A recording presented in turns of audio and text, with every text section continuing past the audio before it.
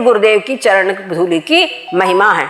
तो जब चरण धूलि की ऐसी महिमा है तो आप लोग जरा विचार करें कि पूर्ण रूपेण जो गुरुदेव के प्रति पूर्ण जो निष्ठावान होगा उसको कैसी उपलब्धि होगी, है ना। और गुरुदेव की चरण धूलि में इतना तेज है उनके, इसलिए कहता है चरण धूलि में इतना तेज है कि शिष्य के कल्याण के लिए वही काफी है।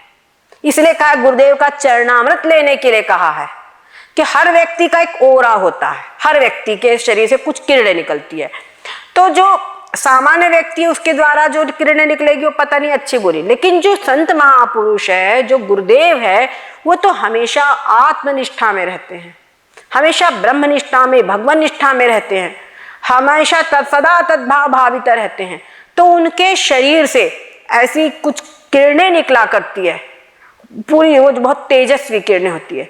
तो गुरुदेव का जब हम चरणामृत लेते हैं तो वो तेज उनके श्री गुरु पद नक मणिगण ज्योति, ये कहते उनके नाखून में वो तेज हो जाता है पूरा, उसी का हम जो लेते हैं, ग्रहण करते हैं, वो हमारे अंदर के समस्त विकारों को नष्ट करने वाला होता है। इसीलिए गुरुदेव का चरणामृत लेने की हमारे यहाँ पर श्रुति ने आज्ञा दी है। श्रुति कहते तस्मात् आत्मज्ञं ह्यर्चेत् भूति कामः, जो संसार की कामना है अगर, तो भी अगर वो आत्मज्ञ की अर्चन करेगा तो उसकी वो कामनाएं पूरी होगी। और यदि किसी को ये संसार की कोई कामना नहीं है, केवल भूति काम, मतलब जो केवल मोक्ष की इच्छा करता है, तो उसको मोक्ष की भी प्राप्ति इसी से होगी। और वास्तव में ब्रह्मनिष्ठ महापुरुष के सानिध्य में हम गए और हमने मोक्ष न मांग करके संसार की चीजें मांग ली तो समझ लो बहुत घाटे का सौदा ही हमने किया है। ठीक है, आगे कहते सुकृति सांभुतन विमल विभूति मंजुल मंगल मोद प्रसूति। क्या कहते हैं, जो गुरुदेव की चरण रज है वो सुकृति सांभुतन विमल विभूति, जैसे जो चिता की भस्म है वो कितनी अपवित्र होती है, लेकिन भगवान शिव के वहां महाकाल मंदिर के अंदर में भगवान शिव को चढ़ाई जाती है और वो उनकी चढ़ी हुई भस्म को हम प्रसाद में लेते स्नान करने के पश्चात और बड़े जीभ में लगाते हैं, है ना। तो उनके चरणों जैसे भगवान शिव के ऊपर लग जाने से वो चिता की वो जो भस्म है उसका जो अपवित्रता थी पूर्ण रूपेण दूर हो गई और वो परम पवित्र हो गई और वो पूर्ण रूपेण कल्याण करने वाली हो गई। जिसके ऊपर में कोई भूत प्रेत वगैरह भी लगा उसको नष्ट करने वाले हो गए, कोई प्रकार का रोग आदि है उसको भी नष्ट करने वाली हो गई। उसी प्रकार से रास्ते की जो धूली है वो तो धूली है, उसकी कोई मत वैल्यू नहीं है, वो तो डस्ट है, इन्फेक्शन फैलाने वाली है। लेकिन जब चरण गुरुदेव के चरणों से उसका स्पर्श हो जाता है तो वो चरण धूलि कैसी हो जाती है, जैसे महादेव के शंकर के लगी हुई जो भस्म है जिस प्रकार वो पवित्र हो जाती है वैसे वो भी परम पवित्र हो जाती है।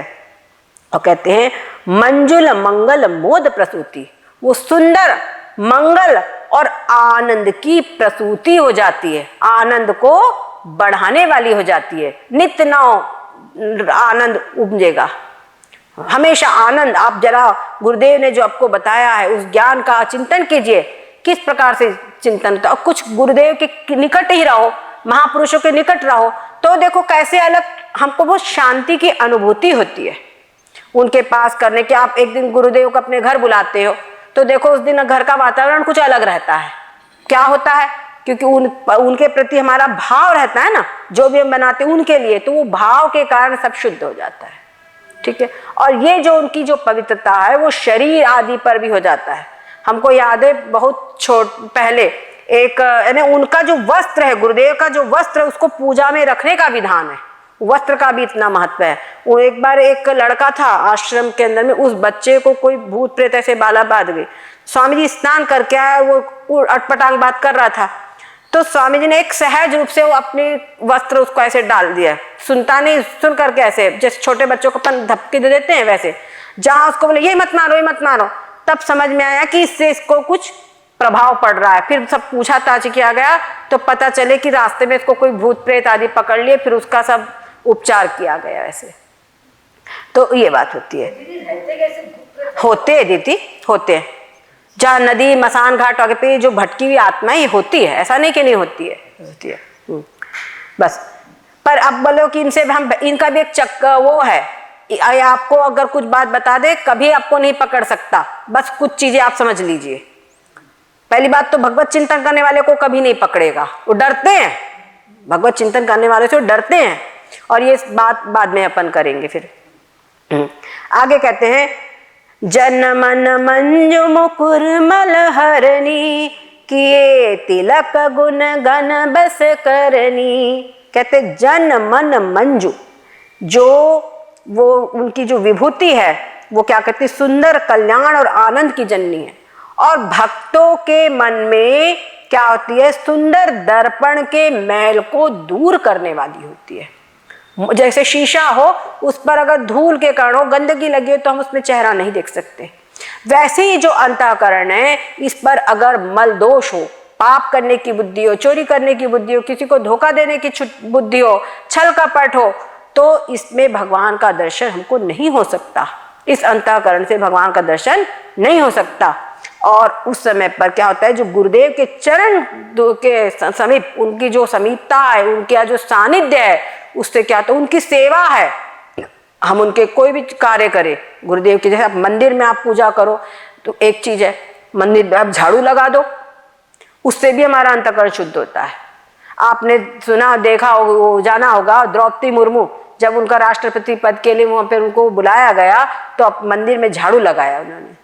तो बात क्या है, झाड़ू लगाने में गौरव बुद्धि, भगवान के मंदिर में झाड़ू लगाने, ये नहीं कि मैं राष्ट्रपति हूँ अब क्यों झाड़ू लगाऊं, ये भावना नहीं हुई उनमें।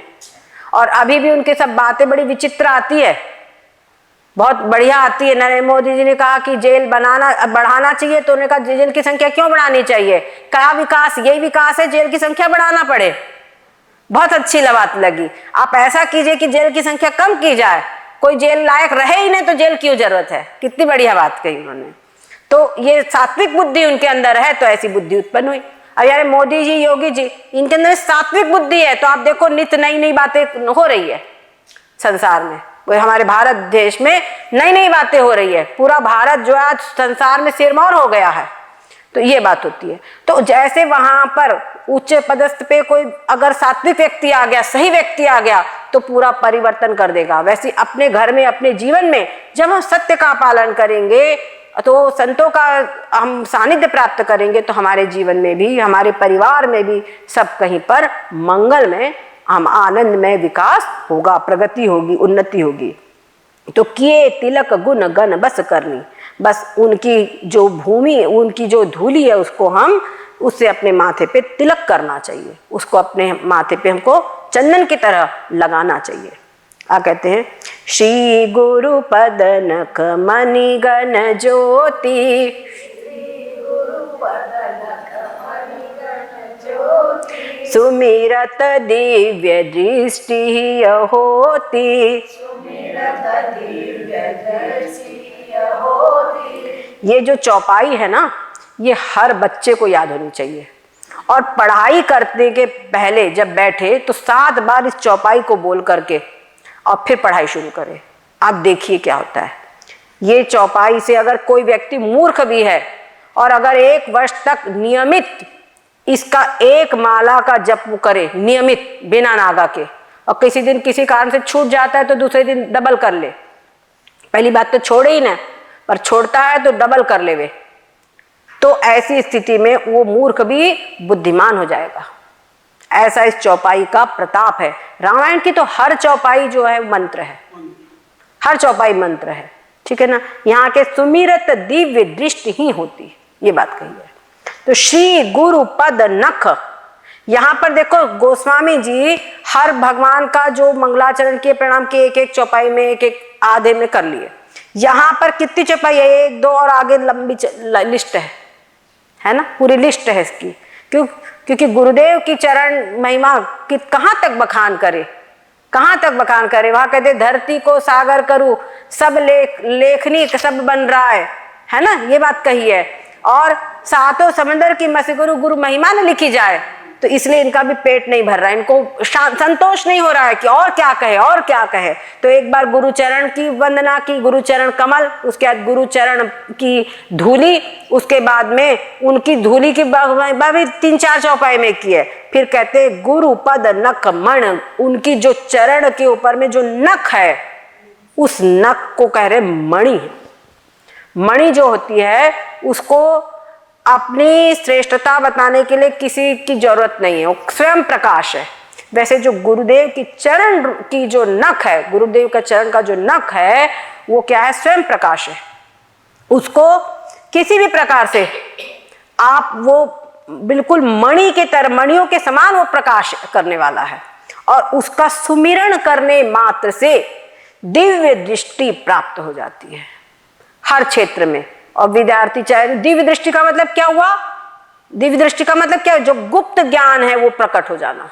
दिव्य दृष्टि का मतलब यही है, जो सामने नहीं है वो भी दिखाई दे जाना, वही बात है। तो अंदर में, भीतर में जो भी कुछ ज्ञान है वो सब प्रकट हो जाता है। दलन मोह तम सोस प्रकाशु, बड़े भाग उर आवे जासु। और वो जो प्रकाश है वो क्या है, अज्ञान रूपी अंधकार का नाश करने वाला है। और बड़े भाग उर आवे जासु, बहुत ही सौभाग्य उसका होगा, बड़े सौभाग्य किसी के होंगे जिसके हृदय में वो आ जाए कि मेरे बात गुरु के प्रति ऐसी निष्ठा होना, भगवान की तरह गुरुदेव में निष्ठा होना, ये बहुत कठिन है। प्रायः लोगों के अंदर में बड़ी क्रिटिकल दृष्टि हो गई है, अब तो और भी ज्यादा। कोई भी संत का दर्शन करेंगे तो उनमें भी मीन मेख ही निकालेंगे, वो ऐसा नहीं, वो वैसा नहीं, अरे वो तो ऐसी बताते, वो ऐसी, दुनिया भरे की, ये तो अनेकों प्रकार की बात है। गुरुदेव, वो अगर कोई संत लोगों के कुछ नियम है तो नियमों को लेकर ही कुछ ना कुछ बातें करेंगे, बहुत सारी। मतलब जो क्रिटिकल, जो माइंडेड है, यहाँ पर उनके अंदर दोष दर्शन बुद्धि, वहां पर ये बात नहीं हो पाएगी। दोष दर्शन बुद्धि नहीं होना चाहिए, सबसे बड़ी बात ये है। यद्यपि ये भी नहीं, तो ले लेते, लेकिन उस पर अमल नहीं करते। हाँ, गुरु बना लिए, ऐसे नहीं कि जो गुरु के बताए मार्ग पर चलना चाहते वो तो है ही नहीं, सिर्फ गुरु बना लिए, गुरु बना लिए। अरे कुछ लोग तो ये चाहते हैं कि हम गुरु की कुछ बात माने, कुछ ना माने। तो ऐसे में कैसे काम चलेगा? जो हमारे मनोनुकूल है वो मान ले, जो मनोनुकूल नहीं है वो ना माने, तो ऐसे थोड़ी बात बनेगी। आपको जो कर रहे हो तो निष्ठा पूर्वक सब चीज आपको समझनी होगी। हाँ, एक बात जरूर है कि एक बार गुरु बनाने के पहले आप सोच विचार लीजिए, आपकी श्रद्धा विश्वास में बदल जाए तब आप कीजिए, और जब करिए तो फिर प्राणपण से कीजिए। समझ गए ना? क्योंकि कहा कि एक गुरु करे जान के, पानी पिए छान के, ये तो है, लेकिन जब आप गुरु बना ले तब फिर पूर्ण रूपेण समर्पित भाव से आप करिए। हो सकता है कि कुछ परिस्थितियां ऐसी है तो उन परिस्थितियों की तरफ गुरुदेव से आज्ञा लीजिए कि ऐसी स्थिति में हमको क्या विकल्प निकालना चाहिए, क्या हमको उपाय है। ये इसमें दोष नहीं है, ये किया जा सकता है, लेकिन हर बात अपने मन से हम कुछ माने कुछ नहीं माने, ये बुद्धि जो है वो गलत है। अरे भाई उनकी छोड़ो, तो कुछ बताते रहेंगे, अपने मन का करो, ये बुद्धि गलत है। समझ गए? तो उसके बाद कहे, उगर ही विमल विलोचन ही के, मिटहि दोष दुख भव रजनी के, सूझहि रामचरित मनि मानिक, गुप्त प्रगट जहाँ जो जय खानिक। तो कहते उगर ही विमल विलोचन ही के, जो गुरुदेव की जो वाणी है, गुरुदेव की जो ये दिव्य उनके जो चरण नख है, उसकी जो ज्योति है वो क्या कहते हैं, उगर ही विमल विलोचन ही के, जो हृदय के जो पवित्र नेत्र है, दिव्य दृष्टि है, उसको खोल देते हैं, दिव्य नेत्रों को खोल देते हैं। और उससे क्या होता है, मिट ही दोष दुख भव रजनी के, संसार रूपी रात्रि के जो दोष है वो सब समाप्त हो जाते हैं। जैसे आंख खुली तो रात्रि का अंधकार नष्ट हो गया जागने से, उसी प्रकार से गुरुदेव की जो वाणी है, गुरुदेव की जो कृपा है, वो क्या करती है, हमारे जो हृदय के जो दिव्य नेत्र है उनको खोल देती है। और उससे क्या होता है, जो संसार रूपी रात्रि है वो सब समाप्त हो जाती है, उसके जो दोष है वो सब समाप्त हो जाते हैं। और उससे क्या होता है, सूझई रामचरित मणि माणिक, तब रामचरित रूपी जो माणिक है, माणिक के ये भी एक रत्न है, उसको रामचरित माणिक के जो है वो उसको सूझने लगता है, समझ में आने लगता है। कहने का मतलब है कि रामचरित्र रूपी जो माणिक्य है, जो उनका स्वरूप है, वो उसको समझ में आने लगता है, वो उसके जीवन में उनको उससे अनुरक्ति होने लगती है, अनुराग होने लगता है फिर। और क्या, गुप्त प्रकट जहाँ जो जय खानिक, जैसे कि किसी को कोई खान में रखा हुआ कोई चीज हो, क्या समझे, खान में रखी तो ऐसे नहीं दिखाई पड़ती। आजकल तो तमाम मशीनें आ गई, यहाँ पे धुन होगा, यहाँ वो होगा, ये तुम्हारी अटैची है, इसके अंदर में कुछ धातु है, आजकल मशीनें आ गई है। लेकिन उस समय पर कोई मशीन नहीं थी। लेकिन फिर भी कुछ ऐसे महापुरुष होते थे जो सिद्धांजन, कुछ अंजन यानी काजल टाइप का, सुरमा टाइप का तैयार करते थे, सिद्धांजन। उसको अगर कोई आंख में लगा ले तो धरती के भीतर गड़ा खजाना भी उसको सब दिखाई पड़ जाएगा। समझ गए?